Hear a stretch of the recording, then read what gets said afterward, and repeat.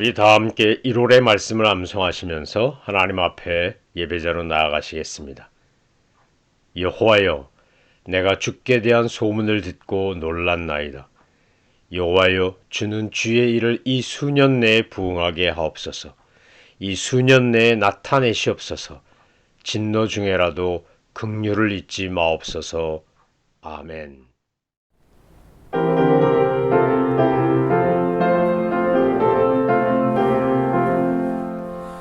예수 따라가며 복음 순종하면 우리 행할 길 왕하겠네. 주를 의지하며 순종하는 자를 주가 늘 함께 하시리라. 의지하고 순종하는 길은 예수 안에 즐겁고 복된 길이로다. 해를 당하거나 우리 고생할 때 주가 위로해 주시겠네. 주를 의지하며 순종하는 자를 주가 안위해 주시리라. 의지하고 순종하는 길은 예수 안에 즐겁고 복된 길이로다. 남의 짐을 지고 슬픔 위로하면 주가 상급을 주시겠네. 주를 의지하며 순종하는 자를 항상 복 내려 주시리라. 의지하고 순종하는 길은 예수 안에 즐겁고 복된 길이로다. 우리 받은 것을 주께 나드리면 우리 기쁨이 넘치겠네. 주를 의지하며 순종하는 자를 은혜 풍성케 하시리라. 의지하고 순종하는 길은 예수 안에 즐겁고 복된 길이로다. 주를 힘입어서 말씀 잘 배우고 주를 모시고 살아가세. 주를 의지하며 항상 순종하면 주가 사랑해 주시리라. 의지하고 순종하는 길은 예수 안에 즐겁고 복된 길이로다. 하나님께서 오늘 우리에게 주신 말씀은 사도행전 19장 1절로 7절까지의 말씀입니다. 사도행전 19장 1절로 7절 말씀은 우리에게 아주 중요한 신앙적인 또 신학적인 질문을 제기합니다. 그것은 너희가 믿을 때 성령을 받았느냐 하는 이 사도 바울의 질문입니다. 너희가 믿을 때 성령을 받았느냐는 질문에 대한 대답을 어떻게 하느냐, 어떻게 반응하고 해석하느냐에 따라 신학적 입장이 달라지기도 하고 교단과 교파의 입장 차이가 생기기도 합니다. 여러분은 성령님을 받으셨습니까? 예수를 믿을 때 성령님의 임재와 충만한 역사를 경험하셨습니까?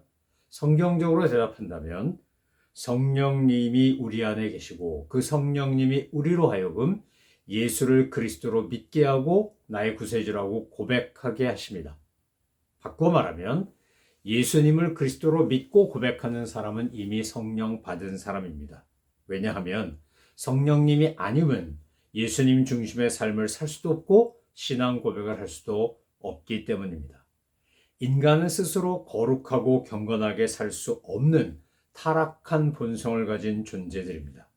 마치 갓 태어난 아기가 부모님의 도움과 수많은 사람의 양육과 돌봄 속에서 섬김 속에서 성숙한 한 사람의 어른이 되고 시민이 되는 것처럼 그리스도인의 삶에 있어서 성령님의 인도하심과 돌보심, 충만하심과 역사하심이 없으면 우리는 온전한 신앙인이 될 수도 없고 성장하며 성숙할 수도 없기 때문입니다. 성령 충만한 삶이란 다른 것이 아니라 내가 그리스도의 이 장성한 충만하심까지 이르도록 나를 이끌어 가신 성령님의 임재 앞에 그리고 충만하심 속에서 살아가는 것을 의미합니다. 따라서 신앙생활이란 다른 말로 말하면 성령님과 동행하는 삶이고 성령님의 인도하심과 이끌림을 받는 삶입니다.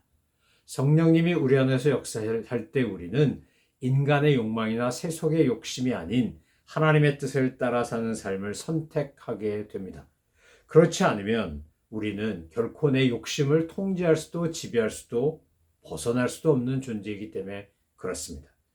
오늘 본문 말씀은 성령의 임재, 성령 세례, 성령님의 역사하심의 참된 의미가 뭔지 그리고 그것의 외적 증거가 뭔지를 우리에게 보여주는 또 들려주는 말씀입니다. 에베소에 이르러 어떤 제자들을 만났는데 이제 아볼로가 고린도 지역에서 사역한 동안 바울은 에베소를 갔는데 그곳에서 그리스도인이라고 스스로 생각하는 사람들을 만납니다. 사실상 그들은 세례 요한의 가르침과 세례 요한의 회개, 세례 요한이 주장했던 죄사함을 받으라 라고 하는 것을 그들은 알고 있었고 믿고 있었습니다. 하지만 그들의 신앙 세계에는 아볼로가 아굴라와 브리스길라 부부를 만나서 성령님에 대해 눈뜨기 이전의 모습처럼 성령님에 대하여 잘 모르고 있었습니다. 바울은 그들에게 두 가지 질문을 합니다. 진리를 이해하는 것이 온전한가를 알기 위한 질문인데 첫 번째 이렇게 질문합니다. 여러분이 예수님을 믿을 때 성령님을 받으셨습니까? 그랬더니 그들은 이렇게 대답합니다. 우리는 성령님이 계신지 있는지 듣지도 못했습니다. 그럼 두 번째 바울이 질문합니다. 그렇다면 어떤 세례를 받은 것입니까? 그랬더니 그들이 대답하기를 요한의 세례를 받았습니다. 이렇게 대답합니다. 사도 바울이 그래서 이렇게 말합니다. 세례 요한의 세례는 회개를 촉구하는 것입니다. 그리고 세례 요한이 말하기를 내 뒤에 오시는 분, 곧 예수님을 믿으라고 하고 그 예수님이 우리에게 부어주시는 것이 바로 보혜사 성령님입니다. 라고 말합니다. 제자들이 그 말을 듣고 요구합니다. 그렇다면 우리도 주 예수의 이름으로 세례를 받고 성령님의 임재를 원합니다. 사도 바울이 그들에게 손을 얹고 머리에 손을 얹고 기도했을 때 안수했을 때 성령님이 임했다고 되어 있고 성령님이 임할 때 그들은 방언도 하고 예언도 했다는 겁니다. 그 숫자가 마치 예수님의 12제자처럼 12명쯤 되었다. 성경은 그렇게 말합니다. 여러분 오늘날에도 에베소에서 성령 세례 받기 이전의 성도들처럼 성령님에 대하여 잘 모르고 성령님과 친하지 않고 성령님의 인도하심과 역사하심을 따라가지 않고 신앙생활하는 성도들이 있습니다. 훌륭한 성경 교사였던 아볼로도 사실은 아굴라와 브리스길라를 만나서 성령님에 대하여 자세히 알고 경험하기 전까지만 해도 그 또한 성령님에 대하여 잘 몰랐던 사람입니다. 불완전한 신앙이 또는 미성숙한 신앙이 완전해지고 성숙해지는 것에는 성령님의 역사심과 도우심이 절대적이라고 할 수 있습니다. 마치 우리가 어려서 자라날 때 철이 들지 않으면 부모님의 은혜와 희생을 잘 모르다가 자기 스스로 큰 줄 착각하다가 이제 나이를 먹고 자녀들을 양육하는 부모가 되보면 내 부모님들이 얼마나 수고와 애를 쓰셨는지를 깨닫고 고백하듯이 신앙이 자란다라고 하는 것은 삼위일체 하나님, 그 중에서도 성령 하나님의 역사심과 보호하심과 인도하심을 잘 알고 깨닫고 경험하며 나아가는 것을 의미합니다. 이 성령님에 대해 잘 알지 못하고 신앙생활을 하면 우리는 늘 불완전하고 미성숙한 영적 상태에 머물 수밖에 없습니다. 제가 성도님들을 만나서 이런 질문을 해봅니다. 언제 세례 받으셨나요?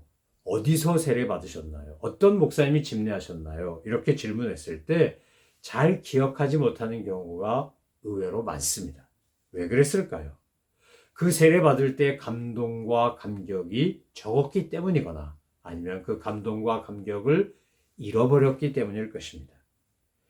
우리는 의식으로서의 세례를 받는다고 생각하는데 본질적인 내용은 세례란 나의 죄를 하나님과 여러 증인들 앞에서 고백하고 죄 용서함의 은혜에 감격하고 감사하며 하나님 앞에 거듭남을 증거하는 감사한 예식인 것입니다. 교회에 나오고 습관적으로 신앙생활 하지만 얼마든지 피상적인 신앙생활 할 수 있습니다. 그리고 사탄은 우리가 그런 피상적인 신앙생활에 머물기를 원해서 우리를 끊임없이 인간적인 가르침, 세속의 풍조, 또 흘러가고 유행하는 교훈 같은 것에 우리 마음과 생각을 빼앗기고 삶이 변화되지 못한 채, 영적으로 성장하지 못한 채 살아가도록 유혹합니다. 교회를 아무리 오래 다녀도 여전히 껍데기뿐인 신앙인으로 살 수 있습니다. 그래서 오늘 사도 바울이 에베소에서 만난 제자들에게 질문한 것처럼 주님이 저와 여러분에게 질문하신다면 우리는 무엇이라고 대답할 수 있을까요? 너희가 믿을 때 성령을 받았느냐? 이렇게 물으시면 우리는 네, 받았습니다. 이렇게 자신 있게 대답할 수 있는지요? 저는 저와 여러분이 그렇게 대답하실 수 있는 믿음의 사람들 되시기를 소망하며 축원합니다. 아볼로도 에베소 12제자도 모두 구약을 알고 있었습니다. 하나님에 대해 알고 있었습니다. 그러나 그들이 잘 모르는 것은 예수님께서 부활하시고 승천하심에 약속하신 성령님에 대하여 그들은 잘 몰랐습니다. 우리가 신앙생활하면서도 성령님과 친하지 않고 성령님에 대해 잘 모른다면 우린 인간적인 생각, 이성과 감성과 지성에 사로잡혀서 그것을 기초로 그 바탕 위에서만 신앙생활하는 오류를 범할 수 있습니다. 현대 교회에는 두 극단이 있는데 하나는 성령님을 모르면서 무시하는 것이고 또 하나는 성령님을 종교적 신비 상태로만 이해하는 것입니다. 여러분, 성령 세례나 성령 충만은 극도의 종교적 신비주의도 아니고 그렇다고 성령님이 지금은 아무 역사도 안 하는 그런 우리와 무관한 존재도 아닙니다. 그분은 지금도 살아계셔서 내 안에서 역사하시고 우리를 통해서 하나님의 영광이 드러나게 하십니다.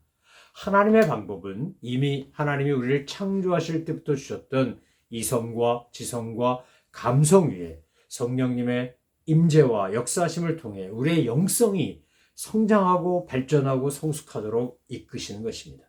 성령 세례, 성령 충만의 외적 표현은 시대에 따라 사람에 따라 달라질 수 있습니다. 아니, 그리고 다릅니다.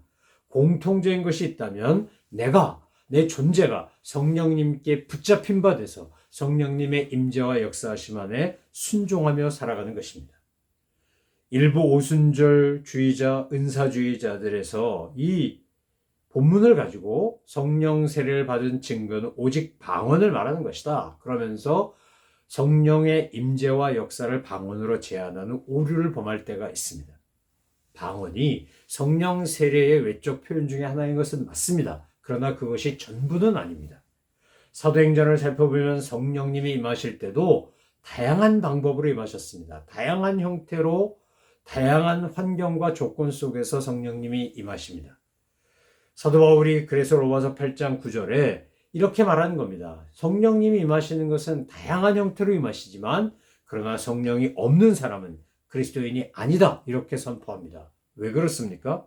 사도행전 2장 1절에 4절에 보면 예수님의 약속하신 말씀을 믿고 오순절 마가의 다락방에 성령이 임하기까지 성도님들 그리고 제자들은 모여서 열심히 기도합니다. 열심히 주님의 말씀을 믿고 기도할 때 70성도에게 성령님이 임했고 방언을 말했고 요엘서 2장의 약속의 말씀이 성취됐습니다. 반면에 사도행전 10장 44절로 47절에 보면 베드로가 고넬료의 집에 가서 하나님에 대한 예수님에 대한 말씀을 선포하고 가르치고 있을 때 성령님이 임하셨고 그들이 방언받고 세례받았습니다. 기도해 하다가 성령 받고 방언 받고 은사 나타난 게 아니라 설교 듣다가 성령님의 임재를 체험한 것입니다. 사도행전 19장 1절로 7절에 보면 오늘 본문 말씀인데 이 말씀에 보면 구약 성경을 잘 믿던 알고 있던 그들이 예수 그리스도에 대하여 알고 예수님의 약속의 말씀을 알고 난 뒤에 바울이 안수하고 기도하니까 그들에게 성령님이 임했습니다. 여러분, 많은 경우에 성령님이 올 때 방언이 임했습니다. 그러니까 방언이 참 중요한 건 맞습니다. 그러나 모든 사람이 성령님이 임한다고 방언을 하는 것은 아닙니다. 그런데 방언을 주신 이유가 있고 목적이 있습니다. 그것은 무엇입니까? 방언을 말함으로 말미암아 신앙이 더 튼튼해지고 신약 성경이 없던 시절에 우리에게 문자로 주어진 하나님의 말씀이 없던 시절에 초대교회 상황에서 예수 그리스도에 대한 믿음과 하나님의 섭리에 대한 확신이 더 분명해지고 그래서 구원의 반석 위에 서서 열심히 주님의 원하시는 제자의 길을 걸어갈 수 있는 촉매제가 되었기 때문입니다. 지금이라고 방언이 불필요하다는 것 절대 아닙니다. 할 수만 있다면 여러분 성령의 은사 가운데 많은 것을 받아 누리시기를 바랍니다. 방언도 하고 통변도 하고 신유의 은사도 있고 예언도 하고 할 수 있다면 많은 은사를 선물로 주신 은사를 갈망하시고 받으시고 누리시고 사용하시기를 바랍니다. 그러나 이 방언과 같은 선물은 주시는 분의 뜻에 따라 주어지는 것입니다. 내가 받고 싶기 위해서 구하는 것은 잘못된 것도 아니고 구하는 것이 마땅합니다. 그러나 주시지 않는다고 해서 우리가 원망하거나 불평하면 안 됩니다. 왜요? 하나님은 내게 가장 좋은 것을 주기를 원하십니다. 나에게 적합한 것을 주기를 원하십니다. 우리가 정말 중요한 것은 성령의 은사와 같은 선물이 아니라 성령님이 내 안에 계셔서 나의 삶을 다스리고 주관하시고 역사하시는 것입니다. 성령님의 임재와 성령의 역사는 참으로 다양합니다. 절대로 획일화시키지 않으시기를 바랍니다. 중요한 것은 은사가 아니라 내 안에서 역사하시는 성령님의 임재와 충만하심입니다.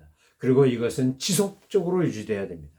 어느 한 순간에 은혜 받고 성령 충만한 것으로 끝나면 안 됩니다.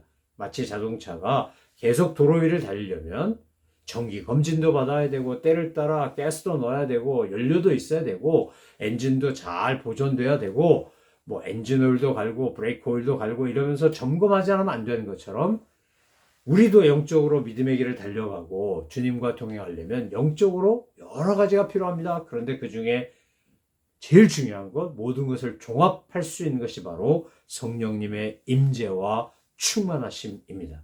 사랑하는 성도 여러분, 이 시대에 정말 사탄의 공격과 유혹과 시험이 많은 이때에 우리가 능히 하나님의 군사로서 영적 전쟁에서 승리하고 주님을 기쁘시게 하고 주님과 동행하는 사람이 되려면 저와 여러분이 성령 충만한 것 외에는 다른 방법이 없음을 깨닫고 알고 갈망하며 구하며 늘 성령 충만한 저와 여러분 되시기를 소망하며 축원합니다. 우리가 성령이 충만하고 임재 속에 있을 때 우리에 나타나는 외적 증거의 대부분은 성령의 열매를 맺는 것입니다. 우리를 통하여 하나님의 영광이 드러나고 이웃들이 유익하게 되고 죽어가는 영혼들이 구원을 받고 우리로 인하여 그들이 하나님 나라의 백성으로 인도함을 받는 역사가 바로 성령 세례의 외적 증거라고 할 수 있습니다. 이 은혜를 누리고 전하고 증명하며 사시는 우리 모든 믿음의 식구들 되시기를 소망합니다. 기도하겠습니다. 하나님 아버지, 성령의 충만하심과 임재와 주님의 역사하심이 성령님의 역사하심이 저희 가운데 늘 있게 하여 주옵소서. 감사드리며 예수님의 이름으로 기도 올려옵나이다. 아멘. 하늘에 계신 우리 아버지, 아버지의 이름을 거룩하게 하시며 아버지의 나라가 오게 하시며 아버지의 뜻이 하늘에서와 같이 땅에서도 이루어지게 하소서. 오늘 우리에게 일용할 양식을 주시고 우리가 우리에게 잘못한 사람을 용서해 준 것 같이 우리 죄를 용서하여 주시고 우리를 시험에 빠지지 않게 하시고 악에서 구하소서. 나라와 권능과 영광이 영원히 아버지의 것입니다. 아멘.